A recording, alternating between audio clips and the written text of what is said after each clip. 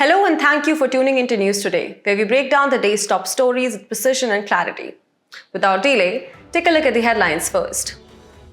Advocates not liable under Consumer Protection Act for deficiency of services, says Supreme Court. China-Myanmar module of NSCN-IM helped banned outfits in Manipur, says NIA. 5-year review of India's merchandise trade report released. India is set to face hotter heat waves amid preparation gaps, according to study by World Weather Attribution Group. Soaring land prices, grabs and carbon schemes driving land inequality. GANHRI has deferred accreditation of the National Human Rights Commission of India, or NHRC, second year in a row. In the very first news, in a significant judgment, the Supreme Court has ruled that advocates or lawyers cannot be held liable under the Consumer Protection Act for deficiency in their professional services. The Apex Court overruled a 2007 judgment by the National Consumer Disputes Redressal Commission, which had brought lawyer services under the purview of the Consumer Protection Act of 1986. The Supreme Court bench stated that professionals like lawyers have to be treated differently from those carrying out business or trade activities. The bench also requested the Chief Justice of India to revisit an earlier VP Shantana's 1995 judgment, which held that doctors and medical professionals could be proceeded against under the Consumer Protection Act for deficiency in services. Let us now take a quick glance at the Consumer Protection Act. It was originally enacted in 1986 to safeguard consumer interests and establishment of consumer protection councils for the settlement of consumer disputes. The Act was replaced by an updated legislation in 2019 called the CPA Act 2019 that strengthened the provisions for consumer protection. The discussion now brings our focus to the key features of the new CPA 2019. The CPA Act 2019 broadened the definition of consumer to include those purchasing goods or services online or through electronic means. It established Central Consumer Protection Authority to promote, protect, and enforce consumer rights. It also streamlined dispute redressal mechanism, which enables mediation and alternative dispute resolution mechanisms and e-filing for complaints. Additionally, it introduced product liability action against manufacturers, service providers, etc.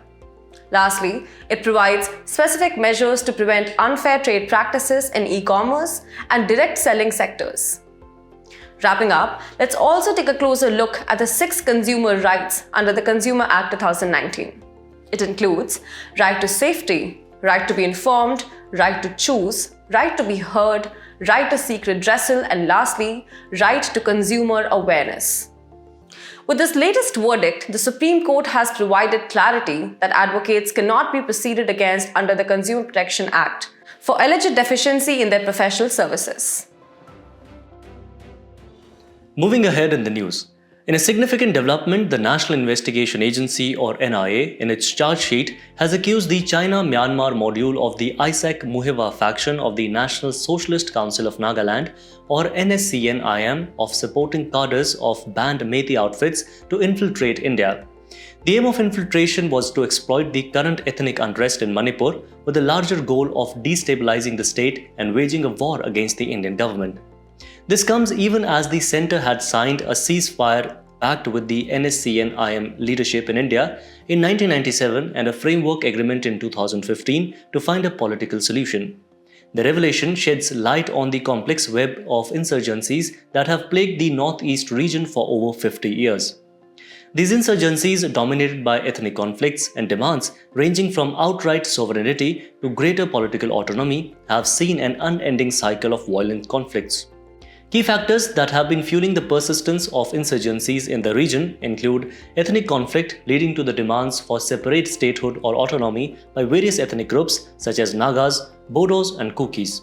Also, influx of illegal immigrants, particularly from Bangladesh, has been leading to the rise of the organizations like ULFA in Assam. Moreover, limited infrastructure and economic opportunities in the region bred resentment among local population.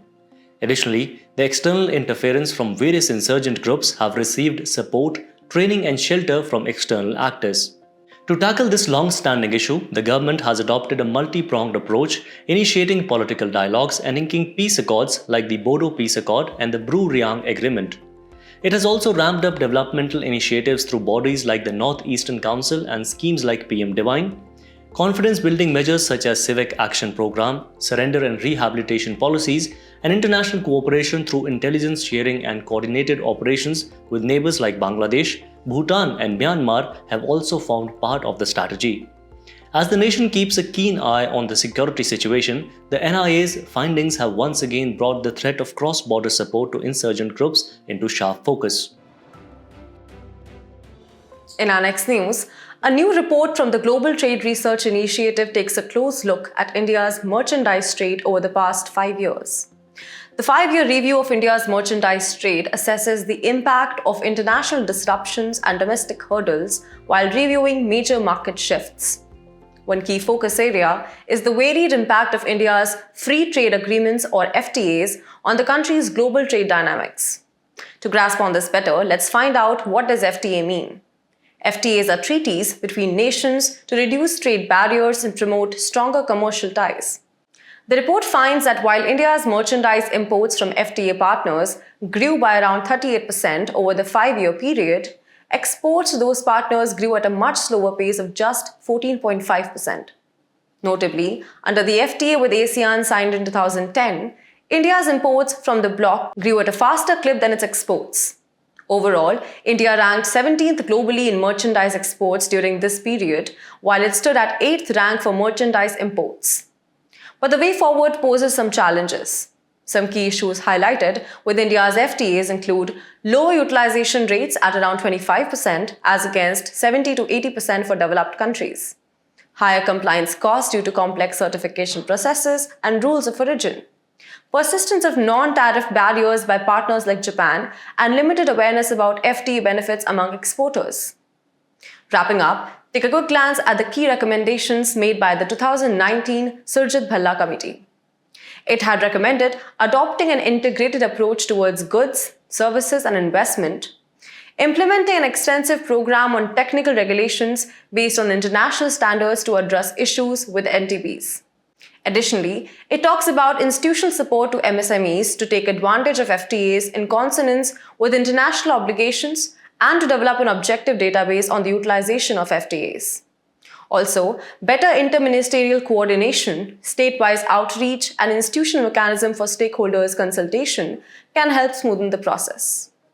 Lastly, it recommends to use trade remedies like anti-dumping and countervailing duties available under FTAs. With FTAs seen as crucial for India's export competitiveness, this report findings assume significance amidst ongoing negotiations for new trade pacts. Moving on to the next news. According to a study by the World Weather Attribution Group, India has faced a pronounced impact from hotter heat waves, further intensified by the climate change. The report highlights that El Nino events have also increased the likelihood and intensity of heat waves over the country. But what exactly is a heat wave and how is it defined in India? The India Meteorological Department or IMD declares a heat wave when the temperature of a place crosses 40 degrees Celsius in the plains, 37 degrees Celsius in coastal areas, and 30 degrees Celsius in the hills. The impact of these heat waves is far-reaching and often disproportionately affects vulnerable sections of the society. For instance, heat waves have forced schools to close down, resulting in an education gap for children from low-income families, increasing the risk of dropouts and negatively impacting human capital development.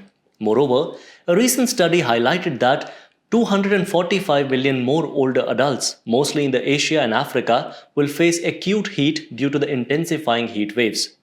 Additionally, heat waves can have a severe impact on agricultural productivity, reducing crop yields by putting increased pressure on farmers, water resources, and agricultural systems. Other impacts include health hazards, suspected deaths, and heat strokes, as well as compromising the safety of workers, especially those engaged in outdoor activities with long working hours and lack of proper facilities. However, the study also points out that India faces several issues in addressing heat waves effectively. Heatwave action plans are often underfunded and often ignore local contexts. Furthermore, there is a lack of proper identification of vulnerable groups and periodic evaluations of these action plans. To address these challenges, suggestions include developing long-term adaptation management plans and climate change policies, as well as implementing workplace interventions such as scheduled rest breaks, fixed work hours, and rest shade rehydrate programs. The Indian government has also taken some steps to mitigate the impact of heat waves, including developing the National Action Plan on Heat-related Illnesses in 2021 by the Ministry of Health and Family Welfare. Additionally, heat action plans have been implemented in 23 states prepared by the IMD in collaboration with the National Disaster Management Authority or NDMA. The IMD also issues color-coded impact-based heat warnings jointly with the NDMA, which include green for no action, yellow alert for staying updated, orange alert for being prepared, and red alert for taking immediate action. As the threat of hotter heat waves looms large, it is crucial for India to prioritize and strengthen its preparedness measures, addressing gaps in funding, implementation, and targeted support for vulnerable communities. In our next news, a new report is sounding the alarm on unprecedented pressures threatening the world's farmland. The report, titled Land Squeeze by the International Panel of Experts on Sustainable Food Systems, highlights several concerning trends. To grasp on the news better, let's start by acknowledging the dimensions of land squeeze in India. In India, over 70% of arable land is undergoing degradation and desertification. Meanwhile, land ownership is highly concentrated, with the top 10% of landowners controlling 45% of farmland. Alongside, there is land fragmentation, with the average agricultural holding being just 1.08 hectares in 2015. Now let's understand these drivers of land inequality in detail. A troubling trend called land grabbing 2.0 has emerged, where lands are being grabbed for purposes like extraction, green grabbing schemes related to carbon offsets, and environmental protections. We're also seeing expansion and encroachment activities like mining, urbanization, as well as the reconfiguration of food systems toward more industrialized agriculture. These forces are resulting in concentrated land, dwindling access to land for smallholders, indigenous peoples, and marginalized groups. To address these inequalities, India has implemented certain measures, like launching land reforms abolishing intermediaries, introducing tenancy reforms, setting ceilings on land holding size, and enabling land consolidation. Programs like joint forest management have aimed to enhance access to forest resources and curb degradation. Some states like Kerala and Telangana have also promoted voluntary group farming to increase women's access to land and livelihoods. Some way forward suggested like calls for integrated governance aligning land, environmental, and food to halt green grabs by placing right to land at the heart of climate governance. Also includes caps on farmland investments, giving farmers the right of first refusal on land sales. Lastly, it was advocated to build public pension and insurance systems to secure farmer livelihoods and facilitate an orderly transfer of land. As global pressures in farmland mount, the Land Squeeze report is ringing alarm bells over concentrated land ownership, industrialized agriculture expansion, and green grabbing threatening equitable access to land for smallholders and indigenous communities. Moving ahead in the news, GANHRI has deferred accreditation of the National Human Rights Commission of India or NHRC second year in a row. To provide some context, the NHRC has been accredited as A status by Global Alliance of National Human Rights Institutions or GANHRI since the beginning of the accreditation process for national human rights institutions in 1999. However, this A status has only been deferred once before in 2016 but was restored in 2017. The deferment will affect India's ability to vote at the Human Rights Council and some United Nations General Assembly bodies. Now let's take a closer look at the Global Alliance of National Human Rights Institutions or GANHRI. Established as the International Coordinating Committee of Institutions for the Promotion and Protection of Human Rights in 1993, it was renamed as GANHRI in 2016. With 120 members including India, GANHRI plays a crucial role in accrediting national human rights institutions with either an A status for full compliance or a B status for partial compliance based on their adherence to the Paris Principles.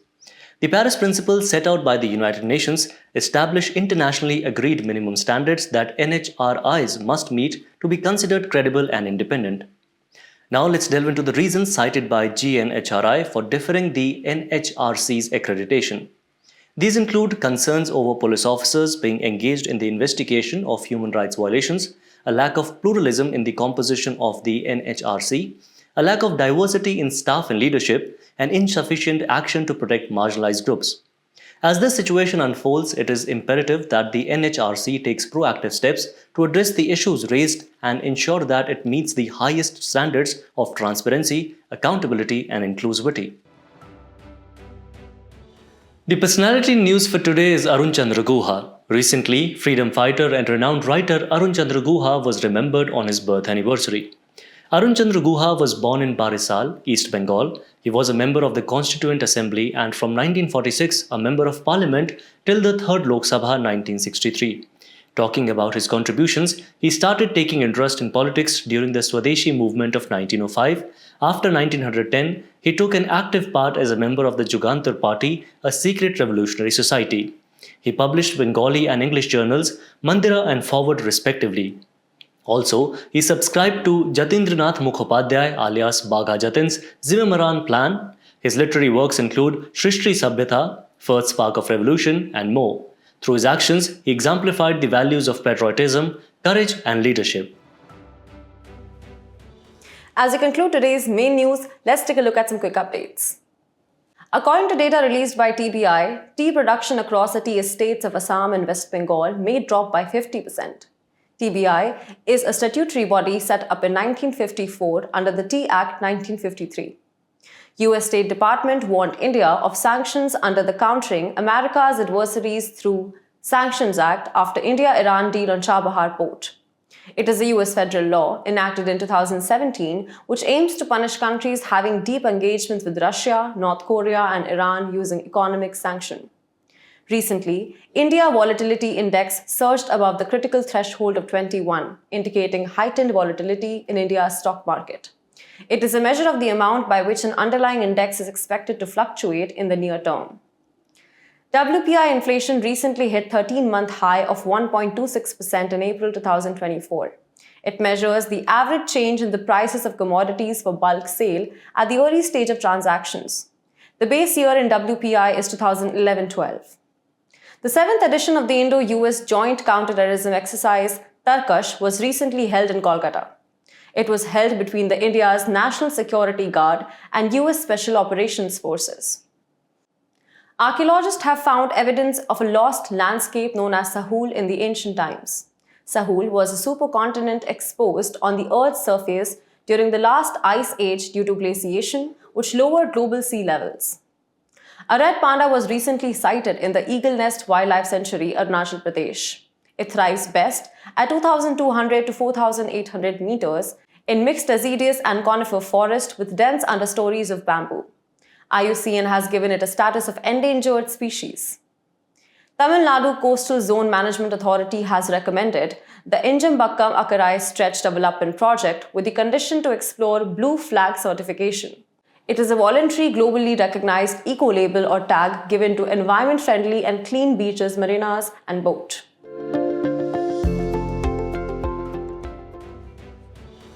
Before we sign off, let's challenge your understanding in today's installment of Test Your Knowledge.